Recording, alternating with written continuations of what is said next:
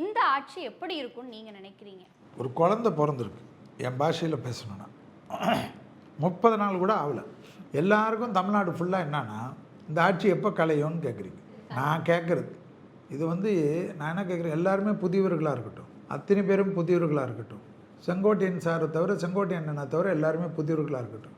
ஒரு வாத்தியார் போதும் 60 மாணவர்களுக்கு கற்றுக் கொடுக்கறதுக்கு. அதே போல் அத்தனை இவங்க புதியவர்களாக போனாலும் அந்த நிர்வாகத்தில் வரக்கூடிய அதிகாரிகள்லாம் எல்லாம் இப்போ ஐஏஎஸ் முடிச்சுட்டு வரப்போகிறதில்ல, எல்லாமே இருக்கக்கூடியவர்கள். அந்த ஆஃபீஸ் ஃபுல்லாகவே ஏற்கனவே வழியாக இருக்கக்கூடியவர்கள். சில அதிகாரிகளுக்கு 30 ஆண்டு காலம் கூட எக்ஸ்பீரியன்ஸ் உண்டு.